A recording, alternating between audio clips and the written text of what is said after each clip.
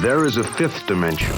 About the unknown. Beyond that which is known to man. The Garden of Thought. The Babylon Project was our last best hope for peace. Unexplained. Mythologies. This is the dimension of imagination. It is an area which we call The Garden of Thought with Jeff Lippman. Eventually, our sun will grow cold and go out. You're listening to something much bigger, something hidden in plain sight. It won't just take us.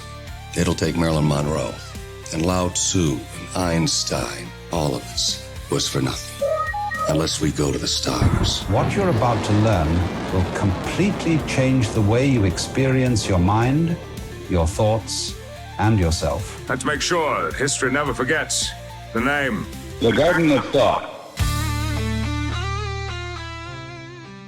Episode of GOT presents GOT, the Gospel of Thomas. And here we are recording. By the time you hear this, Mr. Thomas will, I almost guarantee, the new MLW World Heavyweight Champion after Battle Riot, which I trust you will all have seen and written me full reports on and submitted them in triplicate. And we also have a guest. He's big. He's trouble. Sure is. He's big trouble. Maybe. Big trouble, Ben Bishop.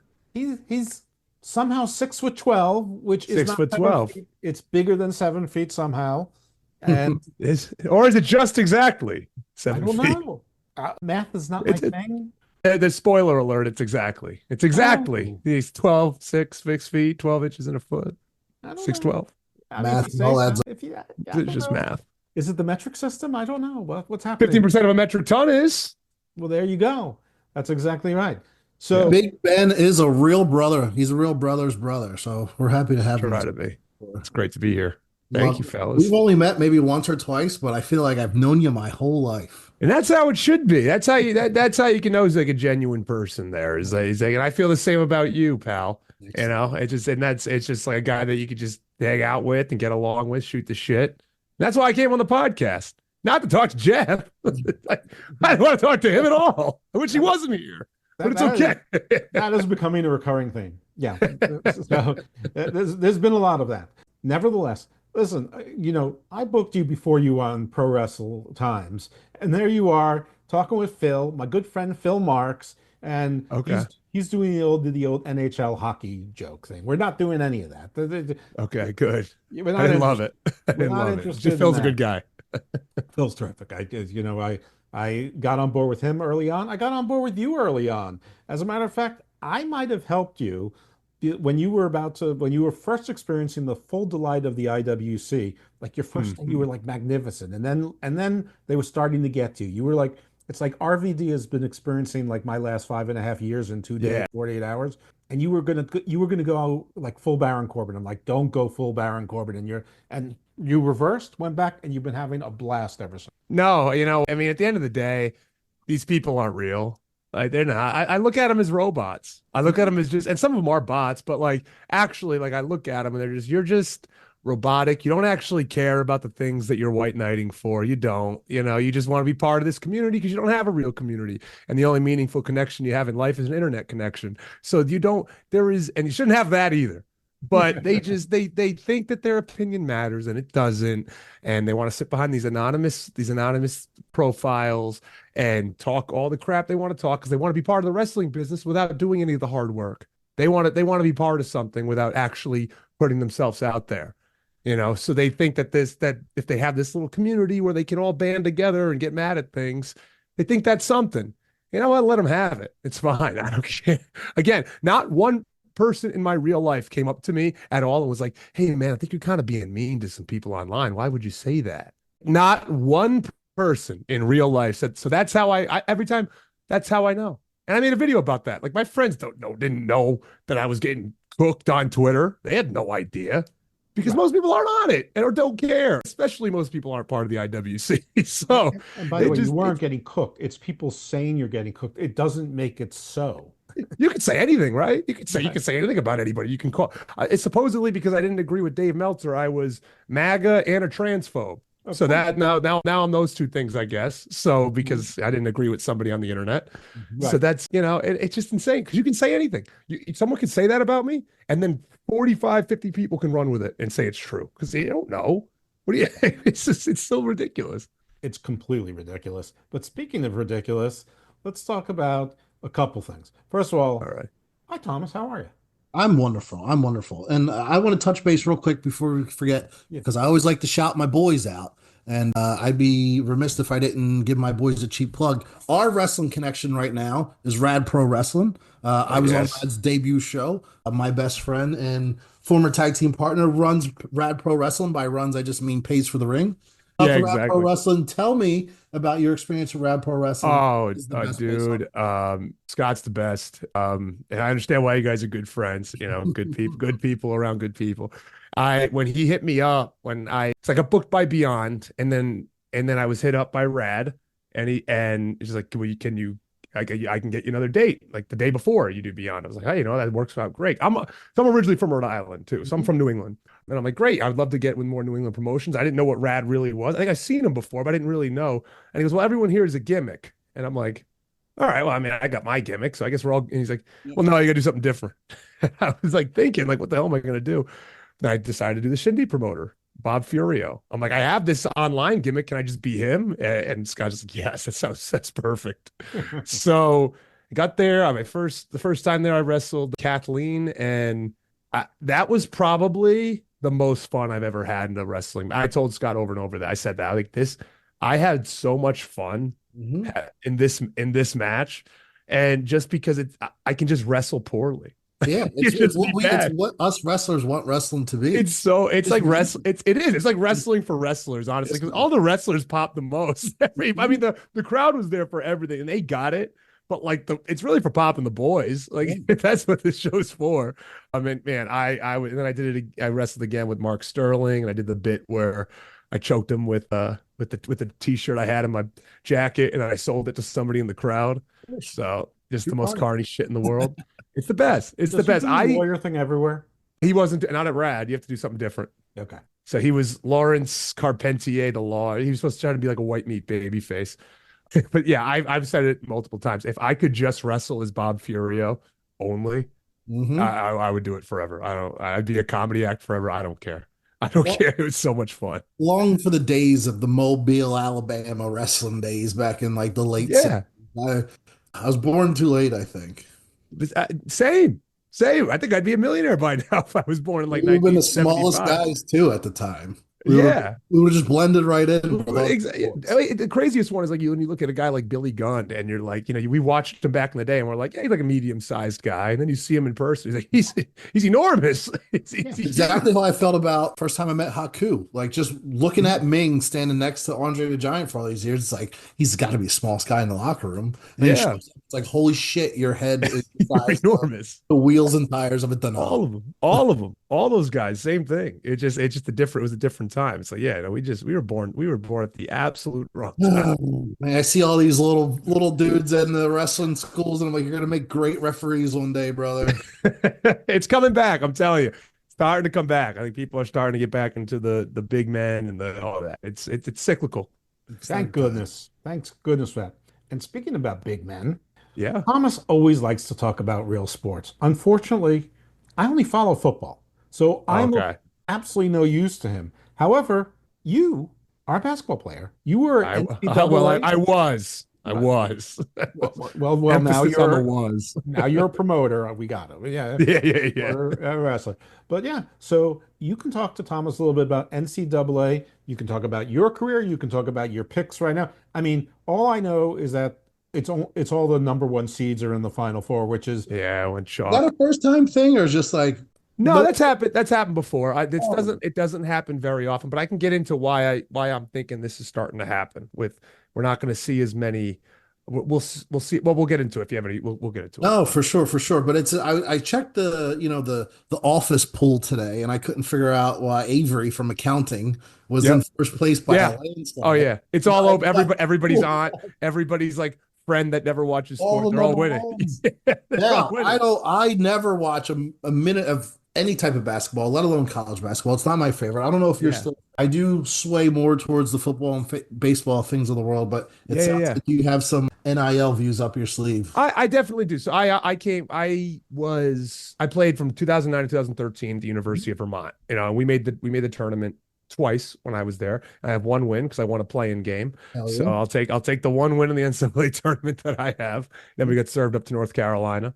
That's when I had like Tyler Zeller and Harrison Barnes and those guys. So they were Bro, very what did good. it feel like? Now let me ask you this, just to make a quick wrestling comparison. Who's the person you were in the ring with the day it felt like Vermont versus North Carolina? Oh, dude. I mean, you're in front of more people than you've ever played against.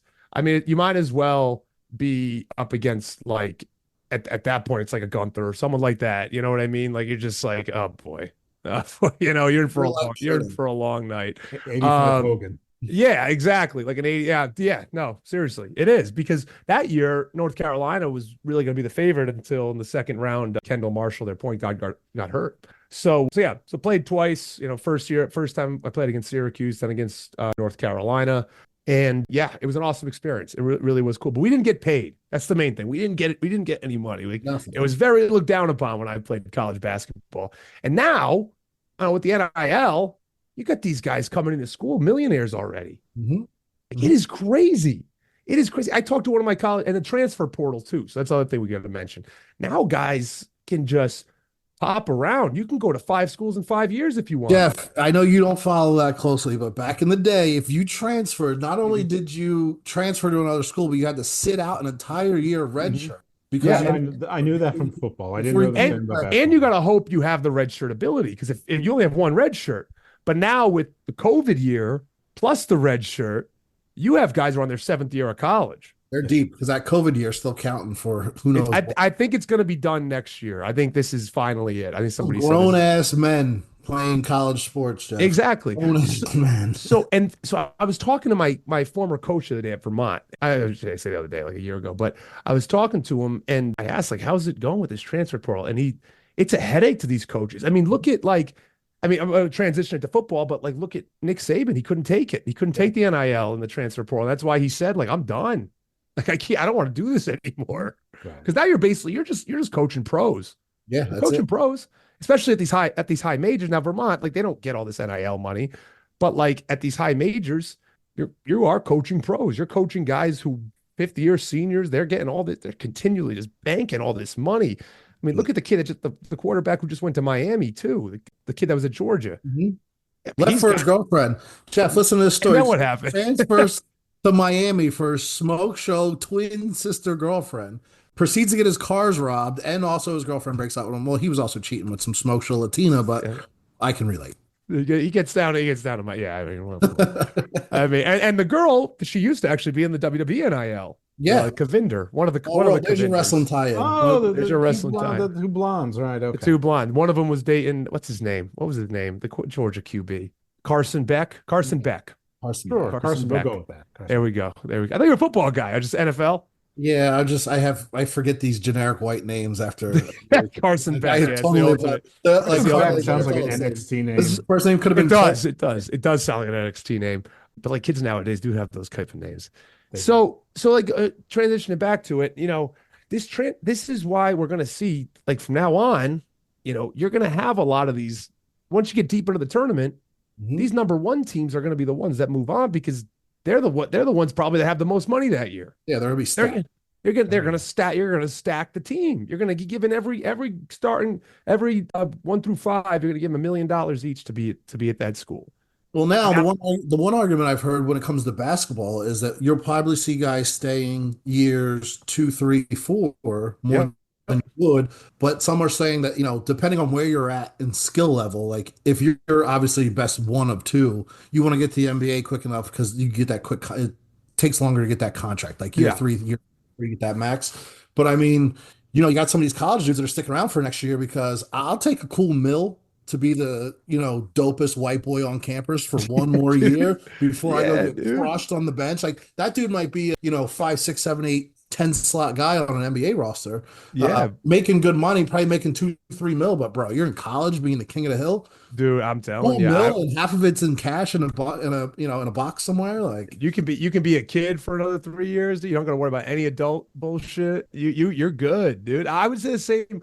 I'd say the same thing. I'd say you're getting even like you're making these guys $250, $500, $750 million contracts just to stay in school for a few more years. I mean, obviously, you have aspirations. You don't have to do school. You're just gonna do enough. You're just gonna show up, sign your name, randomize a few things. Hopefully, get above a 2.0 doing that. But it's just amazing nowadays. But I think that is where the NBA will benefit more, and then you'll get more developed talent, hopefully, in a perfect world, coming into the NBA. But the NFL probably will never have that. It's usually that year 2 and get there. I guess there's probably more risk in just blowing out your knees when it comes to football. That's the other thing too. That's you want to get there as quickly as possible. So that'll never change. But I think the NBA with the NCAA will definitely get a sure backfire from that. Well, something's agents who are telling you where you're going to be drafted, so you can make an informed decision that I should come out this year, or this is a pretty good gig. Yeah, I mean, you're still going to be bad next year. I almost hate that argument. It's like those bottom 5 teams are still going to be the same shit. Bottom 5 teams. The lottery never really spreads that out evenly. It takes time. Like I mean, we've seen the Spurs. They have a generational player on their team, and they're still a bottom team. Like Wemby doesn't just come in and make them a playoff team right away either. So, but yeah, no, I think what's going to eventually happen with this NIL and transfer portal, I think the NCAA is going to have to do something about it, because if guys, it's impossible to build a team now. You can't build these teams anymore. And what was really good about the lower seeds, you got to remember the lower seeds, because it was harder to transfer and guys didn't want to unless like something you just had to, So the thing about these lower seeds, they always had some studs, right? You get some studs, and all of it, like, oh wow, this guy, like a John Morant, perfect example. Murray State, like you get a guy who just was under recruited his whole life, and then John Morant shows up to Murray State, and oh my God, he's one of the best players in the country at Murray State, But now with the NIL and the transfer portal, there is no way John Morant would have stayed at Murray State. No, he would have got the bag and went to Duke, North Carolina, any of the blue bloods. You talk Kentucky, who cares? Like anything.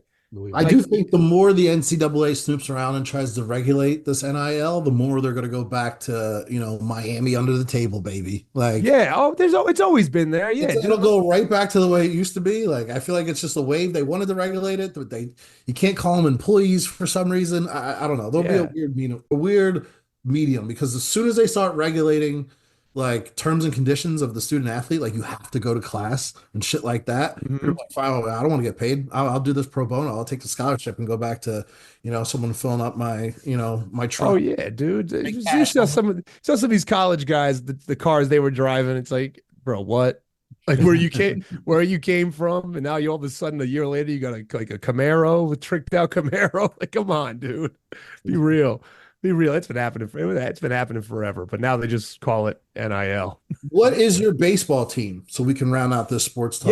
Yeah. Oh, the Red Sox. Horrible. Just putrid. They're going to be good this year. You'll be all right. You think though? I don't know. Did they win today? No, I don't think they won. I think they lost. The Phillies did win today. That's all I saw. It was a no-run first inning that I bet on exclusively on baseball every day.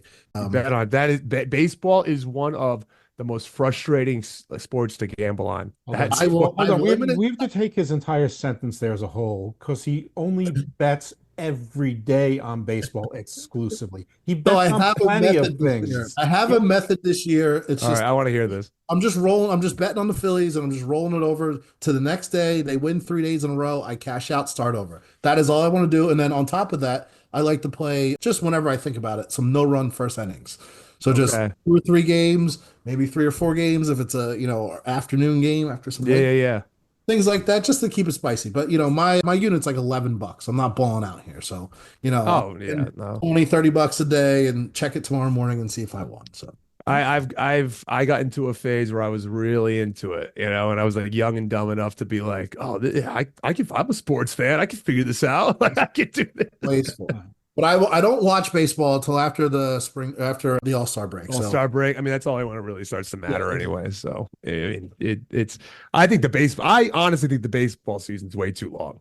But they can negotiate the contract because they're not going to pay the same amount of money for less games. So, no, I agree. I mean, you got to give people. But that COVID year, 50 games, bro. Give me that all the time.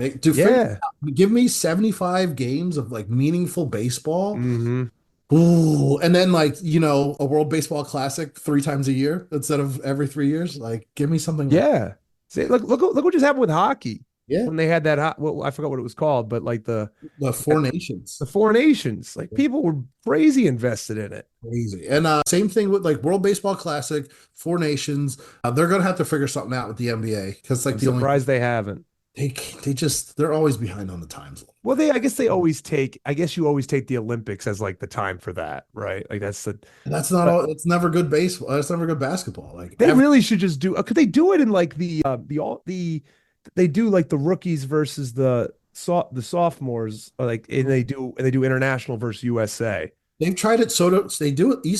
They did East versus West forever, and now they were doing like all-star like pick'em teams, I guess. Yeah, I think. Well, that's the All-Star game. Yeah, but now it's the. I think they went back to East. Did they go back to East West? I don't know. But there's a game with like the rookies and the sophomores, and it used to be East West, but now it's USA versus international. Right. Which I think they should do that, but for the whole league, not just the. But with basketball players, we're soft as shit. We don't want to play. Don't play. They go hard for free, and I get that too. Yeah. They'd have to be some big time competition. Yeah, I'm not bumping for nothing, brother. Right? Exactly. I mean, look at like the NBA Cup. Like, no one really cares. Like, it's just games, just playing more games. It's the same thing. So I think baseball would benefit. I put this on Twitter. Juice everything. Yeah, I saw that. Juice it all. Juice it all. It was a great year. Juice it all. I want to go back to 98, dude. I want that year of baseball back. McGuire, Sosa. Oh, the best. The best. Like that was appointment TV in 98. You had the best pitchers in the world, and you had just dudes smashing balls. Just like you couldn't turn away. Imagine if like social media was huge during that, like that whole summer. Where they were chased, that would have been crazy. And the next year, because whatever was on, they would show you every Barry Bonds at bat. Whatever was on TV, they'd have a little picture-in-picture and take you to Barry Bonds. Yeah, I watched that shit live. Do you think that somebody will eventually break his record in a single season? Not without a really juiced bat. Yeah. Well, yeah. I mean, the way Judge is cracking off 3 a game. No. 70, what is it? 73? 72 or 3? Is it 3? I think it's 73. That's so many. 73, yeah. No one gets to 60. Maybe Ohtani. If Ohtani was a straight DH again and like doesn't miss a game, he's the only one that would come close. But you don't think anyone gets to 60? I think Judge will get to like 65. Okay. But I feel like we're in a time where they'll just intentionally not let him break it, like make him sit, or like he'll pull a hamstring a week out or something. Yeah. So it's like it's a total non-issue. And I don't know, it's a matter of like maybe they want to delete Bonds from the record book, but they don't want to bring it up. But Judge is a 6'7" monster, and eventually someone, I guess if you live outside New York, someone's questioning if he's natty or not. Dude's been big forever and been hitting 500-foot home runs since high school, so I have no doubt in it. But yeah, he plays in the best stadium to do that. That's what I'm saying. He plays in a phone booth. Yeah, so I mean, like, let him, like, he's gonna. He just needs to pop off a couple games in a row, and if he gets hot before the break, it's tough to hit home runs in the 15th of August on a doubleheader. Yeah, you're 20 games ahead of the fucking Red Sox. You know what I mean? Like, yeah, it almost doesn't make sense to go out there and blow your shit out, but get that money, dog. That's what I'm saying. I mean, I think you're right when you say MLB probably wants somebody else with that record. No, they would. I think they wouldn't mind that. Yeah, we'll see what happens. And those balls do get a little fucking slippery once it gets close to a record. I was shocked when he was chasing Maris's, AL record. It didn't get as sped up as I thought it would. He had a little lull there for a second, but now that with these torpedo bats, not that I'm one of those people, and that's one of the things I hate about the internet. I have a little bit of like baseball internet on my Instagram feed, and I knew these torpedo bats existed last year. I knew that they were using them in spring training. Other people are using them. They just threw up fucking 20 runs on a Wednesday afternoon, and it was suspicious. Day 2 of baseball. Everyone else is using these bats. It's like happened a bunch of times. Just happened. It was day 2. That's the thing. Just because everyone's right now still. If this happened at the end of May, nobody would be talking about it. If the Minnesota Twins had 14 home runs the other day, is this the same size story? Oh no, of course not. It does have an effect at the Yankees. Jeff, were you gonna say something? Oh no, no, I'm Oh, I thought you were having to say nothing.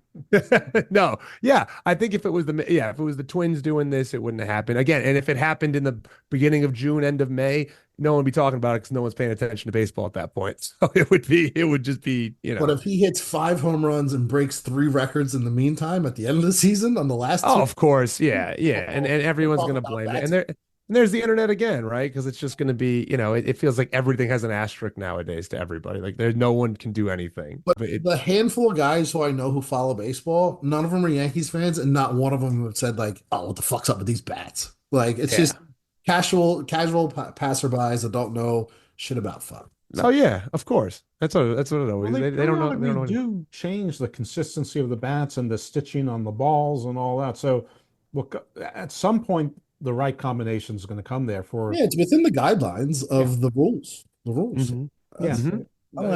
This I'm all no came rat. out back in the 90s. Man, like I said, I don't care. Cork the bats. Yeah, do I something. don't care. I don't care. Like make the ball go farther. Like I just want to see more. I just want Bring on just the want it pine to be tar. fun. Break everything. Who cares? They do it all. Do it all. All right, Jeff. You know Jeff knows my natural transition. Who did you vote for and why? No, I'm just kidding. That's So this is the real reason we're here. He already told you he's a MAGA son of a- transphobe. Come on. That's it, dude. That's well me. established. Well, yeah. Jeff, I apologize for going off on the ESPN realm of the world right there, but in case game day or someone we have a sponsor that needs to chime in and where to buy tickets. I'll say this: it's nice to talk sports with other wrestlers because you can't do it often. Yeah. I love seeing Andrew Everett around because he loves basketball. So we can just I don't talk to him about wrestling at all. It's only that he's a big Sixers fan. I'm a big Celtics fan. It's nice. It never happens. Yeah, it's All just right, I hate talking about wrestling. Jeff knows this. Yeah, well, that's fine because we don't really talk that much about wrestling. I have a little conspiracy theory though, because everyone accepts Vermont, French. There was Green Mountain. You've got those nice little green license plates there. I don't think it's green. I think it's ver as in veracity, verdad. I think it's Truth Mountain, and they're trying to hide something. They're trying to hide. I wouldn't be surprised if they're trying to hide something in Vermont. Vermont is a state that really should be its own country. Mm-hmm. It's kind of unlike anywhere else. The people there are just some of the nicest but quirkiest people that you'll ever meet, and quirky in a good way. In a good way. And Rhode Island's different. You're on the water, but Vermont's a sort of sandwich there between New York and New Hampshire. It's got that French name, and it's quirky. I used to go up there to ski and whatever. And then they've got this thing called a catamount. And you were a catamount. I was. And I guess catamount is also like French, cat of the mountain. Sort of like that, like men at arms or whatever. Very never thought of it that way, but you're right. Yeah. Yeah, very medieval. But what the hell is a catamount? It's supposedly a mythical creature, right? What everybody says, like the lore of the catamount, and it's just a mountain cat. It's a mountain lion. That's all it is. Well, that's not. I got to be the mascot one time for a women's hockey game, and they were like, "You can't talk. Stop talking. You can't talk. The cat doesn't talk." And I'm like, "Okay, fine, sorry." They put the suit on me, and you could like see my wrists because it just was way too small. I mean, there was like 20 people at the women's. It was fine at the women's hockey game, unfortunately, so nobody really saw it. Right. But it was just a funny video. I was like talking to the kids who were running by, like, "Stop talking." First of all, why can't it's first of all, what is the mythical lore of the catamount other than just being a mountain lion? I don't know. This is something I probably should have learned when I was there about what really is the full story behind a catamount, and I never did. That's when they say a cat doesn't talk. It's like it's a mythical cat. Who says? I mean, Chester Cheetos talks. That's what I'm saying. Puma talks. I mean, he asks how many lumps, and then Tomcat. Yeah. He even sings sometimes. So I don't know what they're talking about. There's plenty Felix of the cat. Guys, I do have a quick mask transition here. I actually my notes.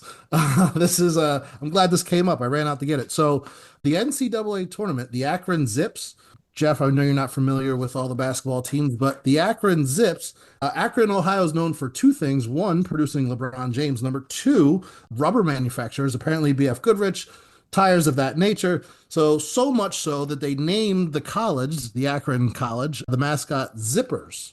eventually are. exported to Zips, which, Jeff, as you know, their mascot is a kangaroo with her pouch zipped up. I'm going somewhere here, fellas. Follow along. Don't give up. As Jeff also knows, the only kangaroos that have a pouch are lady kangaroos, making the Akron Zips and another team, the Delaware Blue Hens, the only two D1 basketball teams that have exclusively female mascots. Wow, you How about stuck that? landing. Look Now, at that. do you know? Okay, now we're going to stay on the mascot train here. Okay. Do you know that there That's all my are friends. there are two Division I teams with that have the catamount as a mascot? Do you know who the other one is? Give me a region. What region of the country? East Coast. I got nothing. It's going to be tough. The Western Carolina Catamounts. I knew it was going to be something super obscure. Yeah, Western Carolina. I don't know why we never had a game with them. I think it should be the Battle of the Catamounts. It'd be a natural rivalry, one would think. That's what I'm saying. Yeah, right. It's kind of silly. I wonder where in Western Carolina that is. Jeff, that's all the mascot talk we have for today. Okay, that's fine. Do you have any fun mascot facts? No, I think you guys did a great job with the mascot facts. I mean, that was phenomenal. What a cop out. I'm sorry I let you down. Yeah, maybe I was given some lead time on this one. I do have some other Vermont topics though. Okay, let's go. And especially now, I mean, this is not a question based on the fact that there's now tariffs in Canada, but I think it's important that people know that growing up, Vermont was the place for the maple syrup, and now it's like all Canadian maple syrup. And I love my Canadian brothers and sisters. I am against any sort of bad talk about Canadians accepting good fun about Landstorm is boring or good fun stuff, hockey and this kind of stuff. However, Vermont maple syrup, the people in Vermont have to have been pretty pissed until about a week ago, and now we're like, yeah, but Vermont's going to be a booming metropolis very soon. Let me tell you. I know we got all the trade war. Vermont. We got the syrup. We got the syrup. Maple in Vermont is legitimately everywhere. It's like the thing, right? Like that is that flavor belongs to Vermont. It's in everything. People swear like they call them maple creamies. It's just soft serve, but it's maple flavored. Everything is maple. I just want to know one thing about Vermont. I know Canada's got the maple leaf on the flag, but sure do. No, Vermont owns maple. That's their thing, maple. Real and Vermont, we're gonna finally have our come up, and we're gonna take back the syrup game. Yeah, that cutthroat industry. We're taking it back. Yeah, New York tries big maples booming. Big maples booming. Buy stock in maple. Big maple. That's exactly right. So, people, if you want to support Vermont and the Catamounts, you can get some Vermont maple syrup. Sir. All right. So the other thing I know about Vermont, other than there's a lot of skiing there in the winter and all year round, there's the Berkshire, and mostly you're getting a bunch of New Yorkers. Sure, there's probably some Philadelphians, there's probably some New Jersey people, but we're going to lump them all in as New Yorkers. How annoying is it for the locals to be stuck with New Yorkers basically taking over everything? And I know you're a Rhode Islander, but kind of there. New England's New England, and it's different. Let's say this about New Englanders: they definitely stick together. But once we're in New England, then it's state versus state. So, but Vermont's always like the pacifist. Vermont doesn't call it. Vermont and New Hampshire always have the rivalry, and it's just like New Hampshire has to always let Vermont know how much better they are than Vermont. Vermont's just like, whatever, we don't care. Like, it's just, sure, take it. Like, you can be the better northernest most state in the country. We don't care. What's better about New Hampshire? And are you both there's more people? So they always have this big football game every year, this high school all-star game, Vermont versus New Hampshire. New Hampshire wins every year, but New Hampshire always also has double the population of Vermont. So it's not really too fair. You got more black kids. That's it too. I mean, to be completely honest, the real answer is that. So New England, it's generally is not really known for its black population. I mean, maybe Boston. Yeah, like a Boston, Providence, Hartford. Yeah, Providence is known for other things as well. But yeah, New Hampshire has the beach and tries to compete with the lobster rolls with Maine, but it's it's not the same. Now, which lobster roll do you like? Do you like cold or hot? I like cold. I do too. Was that a clean sweep for cold? Yes, I can say cold. Okay.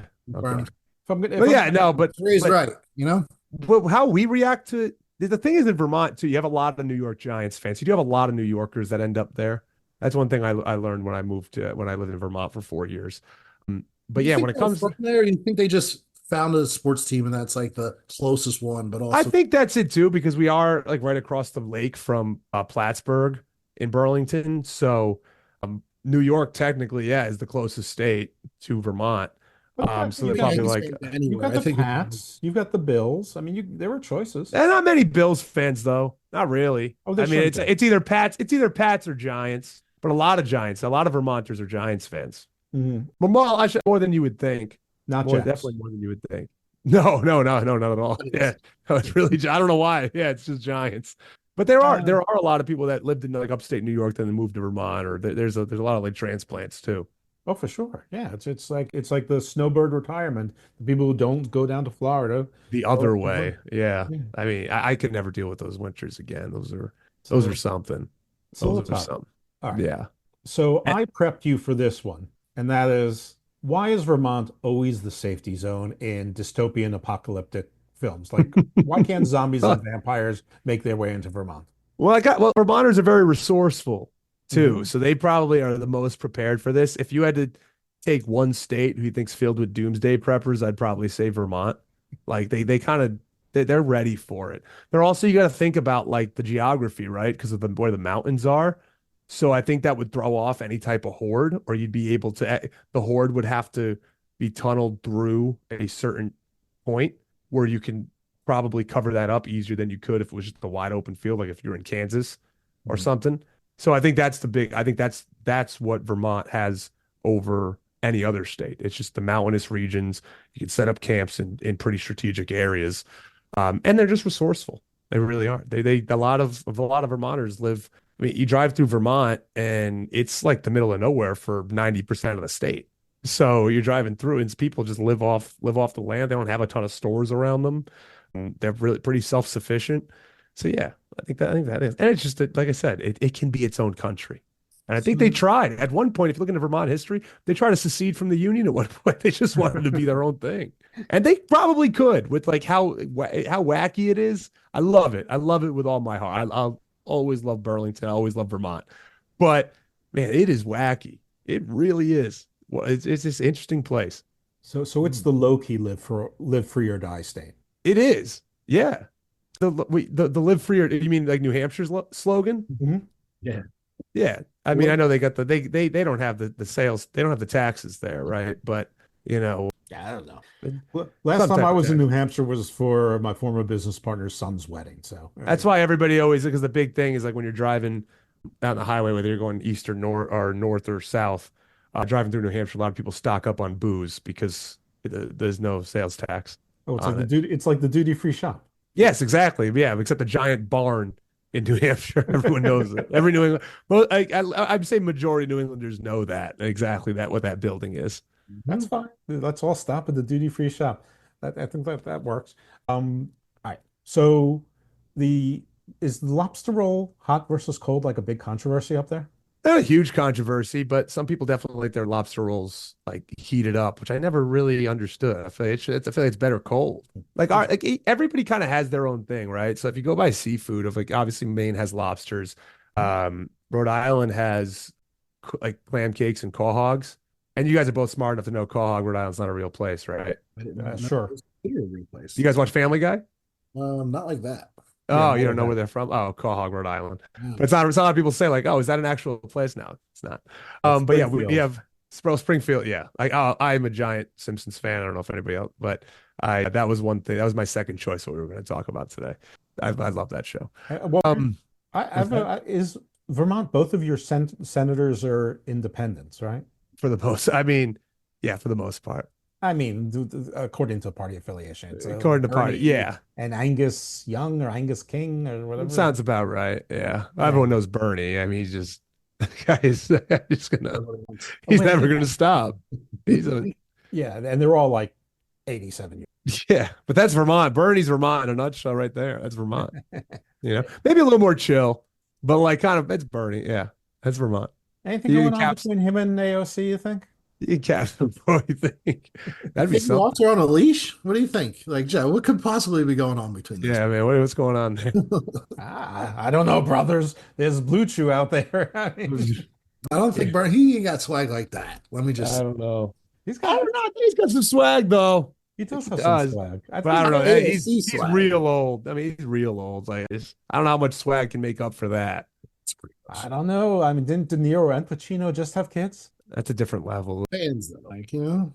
I don't know. I mean, I get it that it's a different level of wealth, but Bernie Sanders it's a level of swag. I mean, I'm not a Bernie. Well, not just I mean, are you comparing Bernie Sanders swag to like Robert De Niro This or is Pacino crazy. swag? I mean, yeah, that's not Political connections to movie star money. I Come on. mean, octogenarian elitists, that could pull, a young woman and into Mitt birthing. Romney's got a better chance than Bernie Sanders. Well, Mitt Romney, but Mitt Romney wouldn't. He's married to his 17 wives and he's committed to all of He them. would, though. He'd That's break true. off AOC in a heartbeat, as I would. Put that on the record, bro. Yeah. she's a Do you have babe. swag like that? Do either of you have swag like that? I don't. No, I'll be the first to say I definitely don't.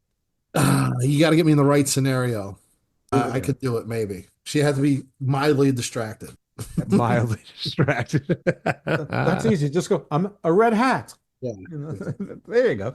That's easy enough. Oh, you just point her into the Big Trouble's direction. I just pointed to me. I'll probably making some dumbass video or something. He just pointed to me. Yeah, That's you, fine. 5 million views on whatever you came up with. What is the basis for your content? You just fucking as you go along, or you got a Oh no, dude! I fly by the seat of my pants, dude. I don't. I'll wake up at like 3 a.m. and I'll just like an idea will pop in my head. Well, And I'm I'll just very topical. I will say, like, I feel like once I get to you in my timeline, I've seen the battle. And then here you come with the making fun of everyone's solution immediately. I learned that from the guys in South Park. I don't know if you've ever seen the documentary 6 Days to Air, but they make every episode in 6 days. And they start at the beginning of the week as soon as it airs. I forgot. Oh, South Park airs on a Wednesday. They take Thursday off. They're back in Friday, already ready to Always start topical. I never always topical. That's how That's how it's done. That's how it's not as much anymore because now I know they're only doing like shorter seasons. And I don't think it's the same. But when they were at their height and their heyday, yeah, 6 days. And that's why a lot of stuff would just get on TV because the censors couldn't get to all of it. They would literally give it to Comedy Central like 5 minutes before it was ready to go. And they did that on purpose because Comedy Central's like, we got to put it on. Like, this is our biggest show. And so they just like, we have to do it.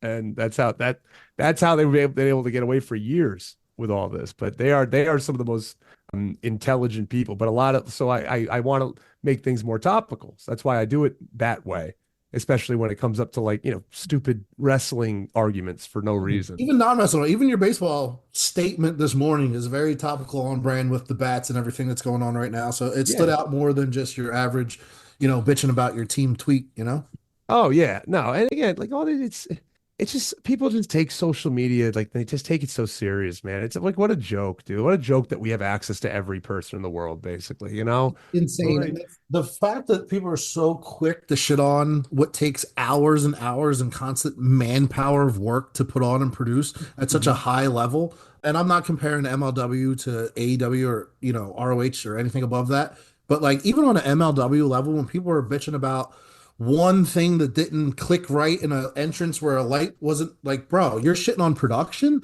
These guys have been here since 9 a.m. setting these fucking lights. Yeah, they don't, and they have not. Yeah, dude, like they don't appreciate it, man. And half the stuff they're not even mad at. They just want to be seen. So they want to be the first to get to it and the first to have exactly an opinion, regardless of what the opinion is. Oh, exactly, dude. And they have all the worst things to say about people. If you worked with somebody who might have a weird checkered past, it's like you're the worst person in the world. Right. Like it's just it's a sickness. It really is. And like the fact that these individuals live this way and you want to live to tear people down who are like, let's just put it in wrestling terms, right? Like putting ourselves out there. It's not hard. Nobody does that. Not many people do this. Like, especially working independents. Like not a lot of people have the balls to do it, to put yourself out there, to go, try to be be signed by a big company. countless hours either work, well, not as many independent wrestlers nowadays, but hours working out, you know, but like all this shit, all the drives we have to do for the little pay. And it's like, oh, what a loser, you're wrestling in front of 200 people. Like, well, you know, it's like, what have you done? Like, what the hell? It's like, name one person that would come actually just want to say hi to you. Never mind come watch you wrestle. Don't buy a fucking ticket to anything. Like never. And it's just so, but again, like I mentioned it before, it's that these individuals just want a community because they have none. And they know that being online, and they are. And I heard about this, and I actually was put in one of these group chats. They have group chats. Yeah. They have group chats, and they find these things and they post it, and then they all go after it. And that's their thing. They're trying to, now that I found the secret to the sauce here, they try to call me out on that too. I'm like, no, I know what goes on now because I'm in one of them and I see it. I see how they do this. It's crazy. It's crazy. And that's their community. None of them have their real names. None of them have real pictures. They just all day go back and they fight with each other, then they don't fight with each other. It's ironically, I find the IWC to be very, I live in Tampa and I follow the Fox 13 local Tampa news. And boy, the comments are better than anything. And I find the same thing. It's like, there's I just did a comment on any type of activity going on in the community.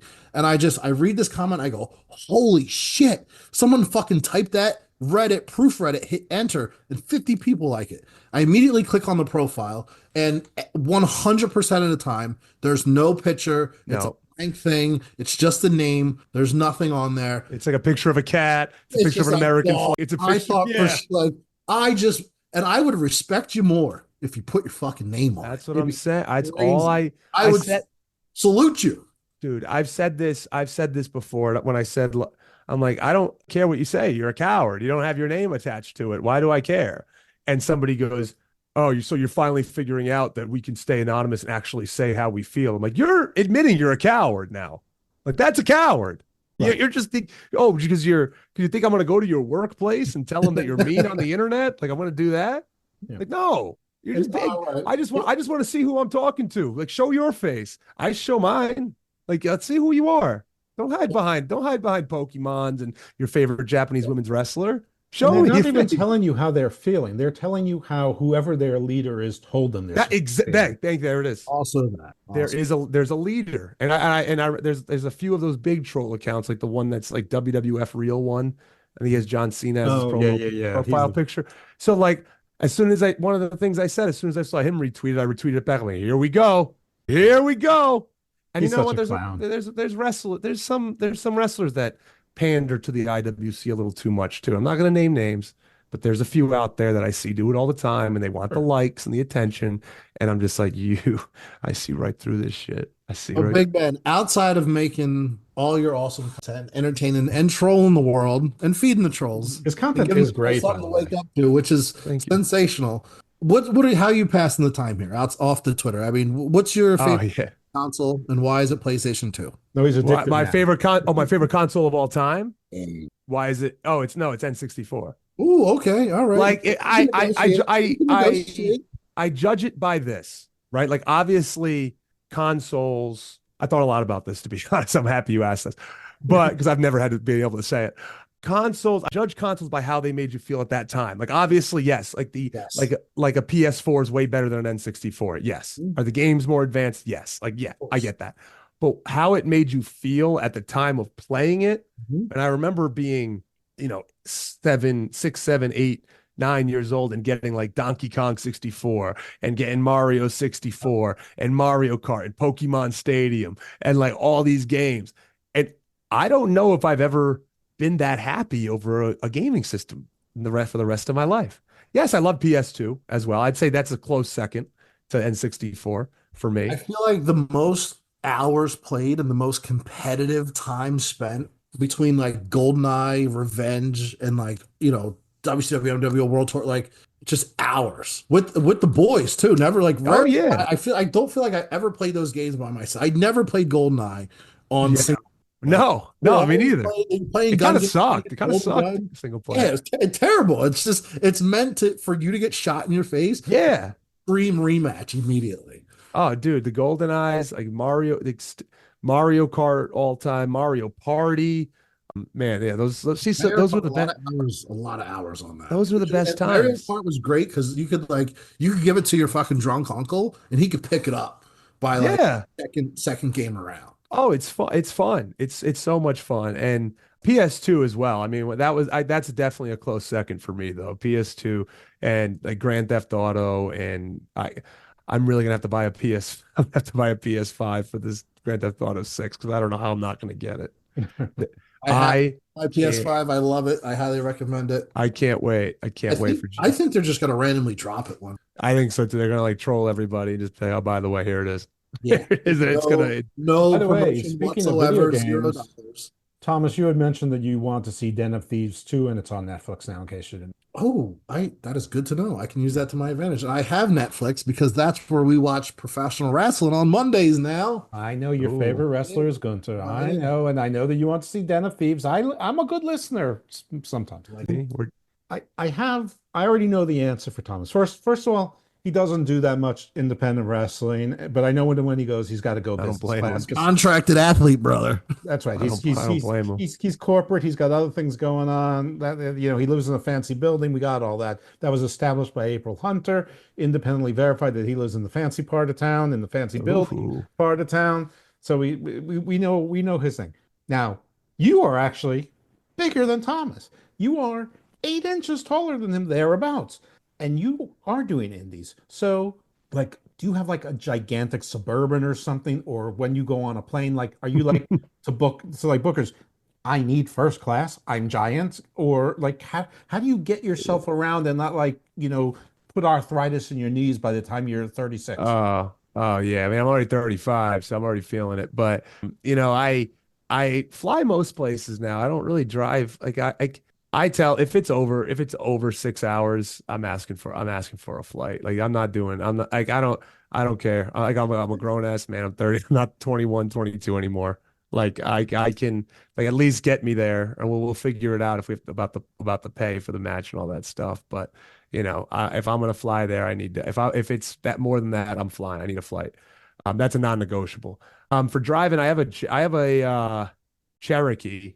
I have a Jeep Cherokee, which has good enough room. No one could sit behind me. Right. Like it's like, I mean, nobody. Like when people ask, like, how many can you fit in your car? I'm like 2 others comfortably. That's it. Like, no, it's a 3-seater. It's bad. Not a human behind me. No, that's it. I'm like, yes, luggage can go behind me.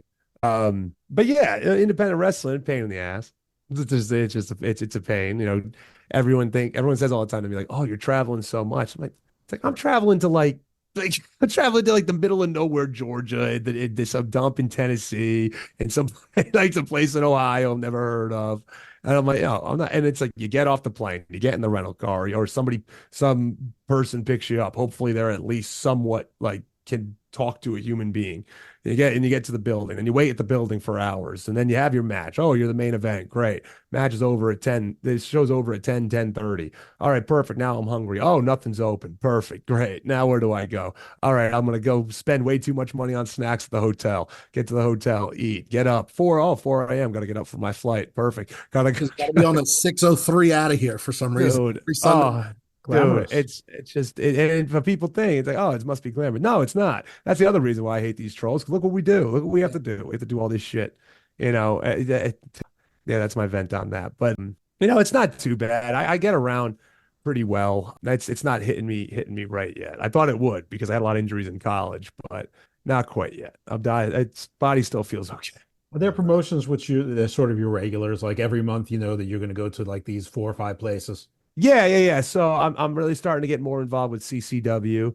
Actually, I have a show in Tampa, May 10th. May 10th. So I'll be here May 10th. Let me know if you need something. Yeah. I'll definitely let you know. You need a pool to come lay out at. I got you. Oh, dude, I might. I'll come by and fucking troll. We can go to American Social and fucking pick and fight motherfuckers. We can do anything you want. Look at us. Look at us. Flash dance. You're supposed to do a flash mob dance, remember, with April.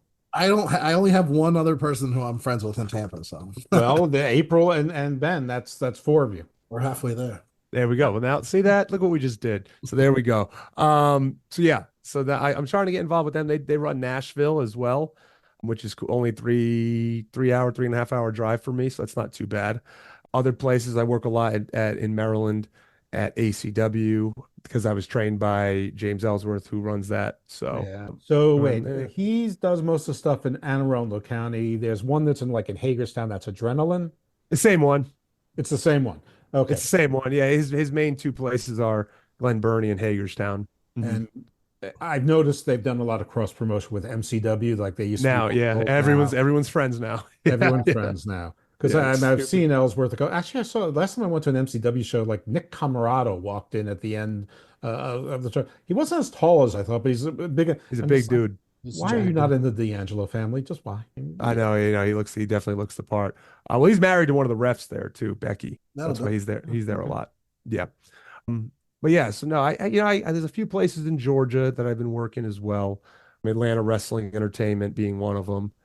Just wrestled AJ Francis there. That was fun. So yeah, he's a big dog. Good at wrestling. Very good. Yeah, dude, he gets a lot of shit. Again, stupid trolls. He's good. He's very good in the ring. He's very easy to talk to, and I just one of those dudes that I feel like he keeps it real. He does. I can see how some people listen. I've been in the role of like tall black guy cursing in the corner, but like making his point, so it comes off like, oh, he's aggressive. So I know where he's coming from on that. I've heard that in my entire life, and I hate the word aggressive. But I think one of the few real ones, and like also wants to like help the other person, put you like get your shit in, put you over while also getting over, tell a story, and do things not the way that everybody else does currently. It's not all about. He's great. He gets so much he got so much shit for no reason. I really thoroughly enjoyed working with him. It was a lot of fun. We had a really fun match.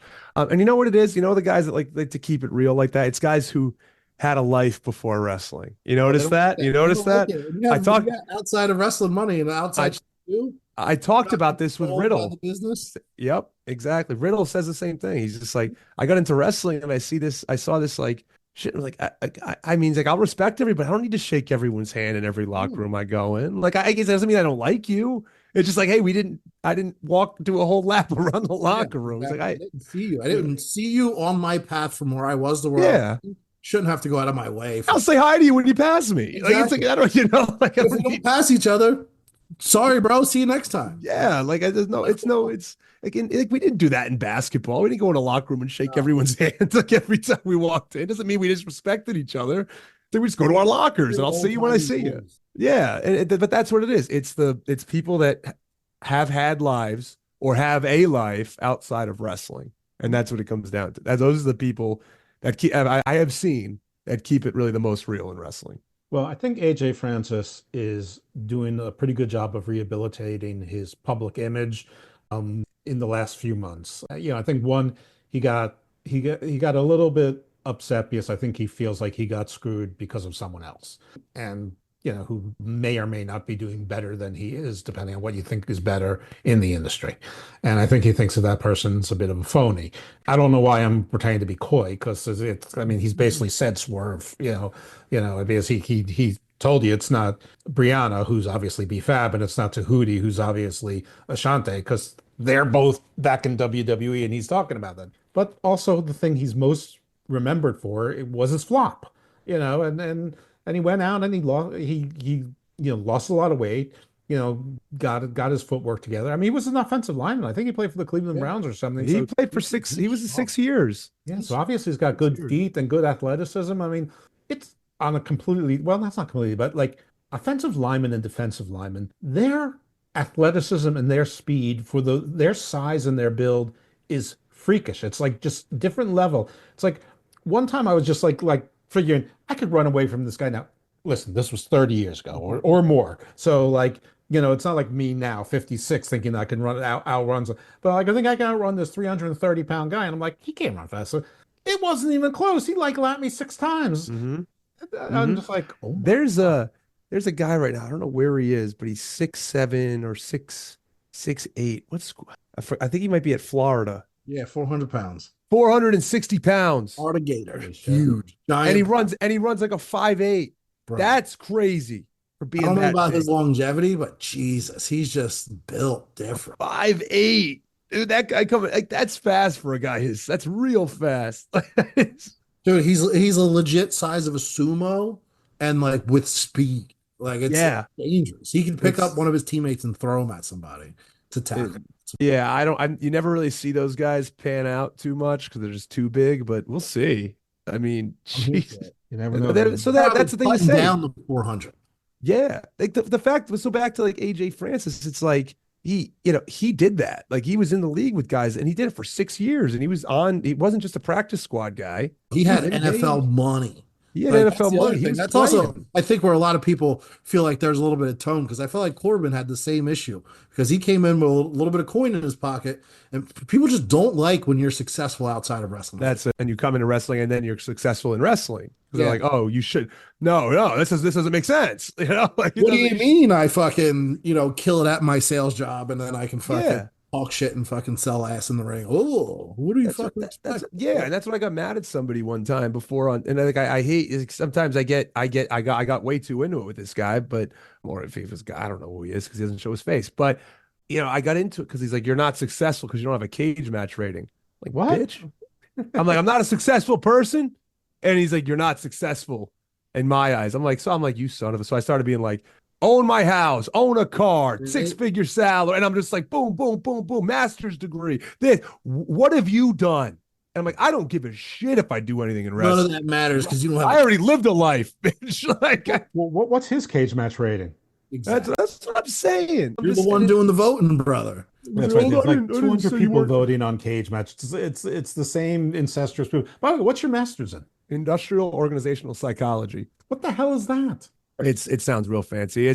So industrial psychology is like, I can compare it to like the Wonderlic test. That was created by industrial psychologists. I don't really care for that type of side of it. I like the organizational side. Yeah, company overall organizational health, motivation, job satisfaction, talent acquisition, that type of stuff is organizational psychology. So you woke AF. Yeah, and organizationally, I guess. Yeah, of course. Yeah. Doesn't sound like a master's for a transphobe. That's all. I mean, no, that's what I'm saying. Yeah, what the hell? It's a little weird there how you pick that. Okay. All right. It's like I'm always fascinated because there's nobody expects the wrestler to have the masters, and I've encountered a lot of wrestlers that have masters and things like that, and I'm so curious as to what the various masters are. And like one of them is going to be something that I'm going to geek out. And unfortunately, I can't geek out in organizational, I don't blame you. Yeah. Sometimes I wake up and I'm like, how did I get that degree? But if I ever talk to it was like a 2-year Luchasaurus, blur in my life. I don't know how I got it. If AEW ever lets me talk to Luchasaurus, and if Luchasaurus is ever willing to talk to me, like I'm sure like his stuff about like medieval literature and stuff, it's like I will like I might. Is that your thing? That's his thing. That's medieval literature. Just I love Renfests, by the way. Yeah. See, my regular show. It's called Garden of Thought, but it was Garden of Doom, and then there was Garden Views, and I just instead of having two different titles, just switched it to Garden of Thought. And in that, it's like a large panoply, but like anything geeky is welcome, and I consider history to be geeky. So I dig all of that stuff, and I love to talk like about Beowulf and the Canterbury Tales with like a dinosaur. Dude, no, yeah, that's interesting stuff. See, I like that stuff too, but I don't know enough about it. It's all right. I find I find that interesting. I knew about before the show, but I know so much. So, like a couple of episodes ago, I had Aaron Stevens, David of course, yeah, as one of my guests. The other guest was the Reverend Dr. David Parry, who is a reverend he's in Butte, Scotland. They both have a Shakespearean actor background, and they were my two guests on the occult and Shakespeare. So like there's nowhere else on earth you're going to get this old British reverend by the way, is not a Catholic reverend. It's like sort of an off shelf denomination of Christianity, and Aaron frickin' Stevens talking Rosicrucians and Hermeticism that's unbelievable. And the occult and Shakespeare.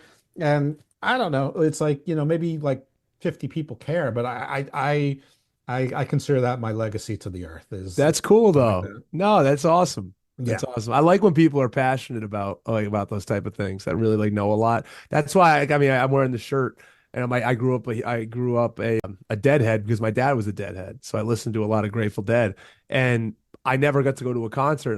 This was their shirt for their last tour ever, and so I got the chance to actually go. And I would always consider myself like a casual deadhead. I wasn't like a diehard, but just see how like passionate the people were. And I saw that at like a Dead show. It's a different breed if you've ever been to one. It is nuts. It is nuts. It's like you like transform back into like the 60s when you're there with some of these people. My belief is that the Dead will still be back. They've been doing their last tour. They'll be yeah. They'll probably do something. Be able to catch it next John time. John Mayer kills it in Jerry's role. He did a great job. Unfortunately, Bob Weir wants to be the center of attention still, and he sounds horrible, but it is what it is. But then I did the same thing. I wrestled for Violent J and ICP, and I saw that concert, and incredible counterculture that they have there with the Juggalos. And then I went to a Bruce Springsteen concert. So definitely all three different like type of genres there.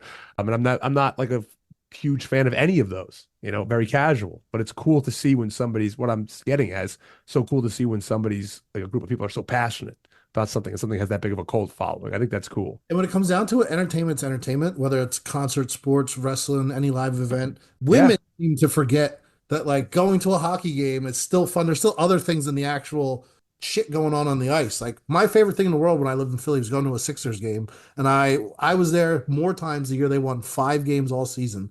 It's because they got a t-shirt cannon, these black kids do backflips and do slam dunks. They'll give out there's always an event going on, and during every intermission and every timeout. So that's why minor league baseball teams get a bunch of people. Look at the Savannah Bananas. Yeah, Monster Jam is coming back, and I feel like I like going to all these things because you can take a little bit of it and like just add it into pro wrestling, man. It's all pro wrestling, especially Jeff knows. And I talk about this with a lot of guests. Monster Jam is 1991 WWF because they're in Tampa, they're in Milwaukee, they're in California, all on the same day, 3 different drivers. Everyone's got a gimmick. It's all fucking work. Dude, the Monster Jam crews, like the fans of Monster Jam are, man, that is a different breed. And it's a family, all ages show. Buying into it, Gravedigger's going to win, brother. You got that right. Dude, when I was driving to the Outer Banks one year, drove past where Gravedigger was from. And it was cool. They had it outside. They had like a replica of it outside. It was like home of Gravedigger. It was like on the way to like the Outer Banks in North Carolina. That was so cool. That was like that. I loved Gravedigger. And then what was the other one? There was the Bull. That was El Toro. El Toro. Yep. Dude, yes. Now they got a girl unicorn looking one that shoots pink fucking fairy dust out of it, and the girls go wild. The little girls go. So they're pandering. They're pandering and selling. You got to a little bit. Yep, smart dude. I'm telling you. Yeah, Monster. The years of what Monster Jam, and what was the other thing on Spike or TNN or whatever? It was the roller derby show. Oh, roller derby. Right. Remember that? Oh, yeah. Remember that? They had their own gimmicks too. They tried too hard with the girls on roller. Yeah, they did, but it was like on before ECW back in the day. I remember that roller derby show. They tried to make it pro wrestling. They did, yeah. They had a pro wrestling, and ECW had a lead in or did something with them too. I think like Axel Rotten did something with him and tried to get a match. And Paul was like, "What are you doing? No, they're not wrestling." He's like, "Come on, it'd be good." Maybe it would. I don't know. I think it would have been. It's cross promotion. The guy was thinking. It was smart. No, I once worked with a guy. He was the manager of a women's roller derby team. It was what a weird job. And he was also really, really dull, like on side, but he did that, and he also like made his own salsa, and he had like it was fairly successful locally, like at farmers markets and stuff. It's just like, dude, he sounds like the most interesting person in the world. Yeah, that's the American dream. That is. Run a women's derby team and make some salsa. Goth girls and fucking salsa, hell yeah! And supervise me, so it's like what a dream.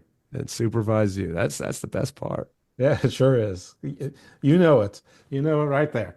All right, so we know that Thomas likes to go all the places, and we know the real reason because he knows that like none of his dates are ever going to go there a second time, so he's never going to run into any exes at them. So look at him looking out the window and trying to be coy. All right, Big Trouble. Jeff, where can people find you and follow? What's that? Plug your shit, Big Trouble. Plug my stuff. So at Big Trouble BB on Twitter, on IG.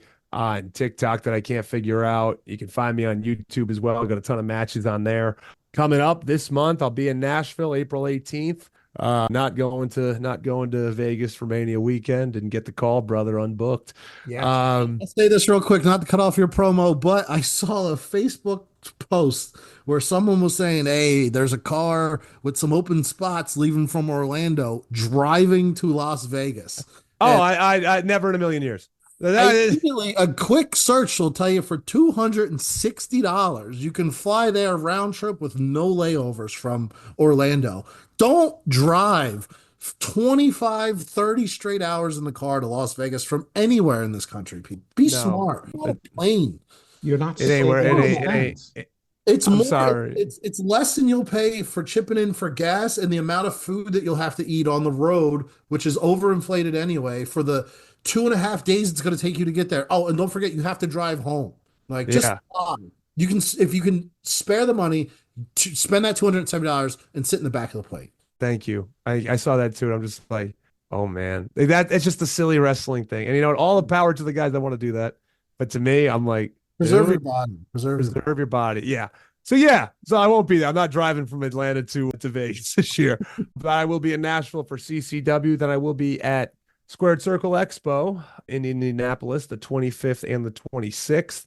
In a fun match there, it is going to be myself, my social media counterpart, Jack Vaughn, and Brian Myers in a triple threat match. So that'll be, talk about ends of the internet right there. We got it all. We got it all covered. But yeah, I mean, I gotta tell everybody all the time, you can talk to me, you can engage with me. I like to have fun time on Twitter. It's just a silly goose time all the time. You know, I don't take myself too serious, because you can't in wrestling. You know this, Thomas. You can't.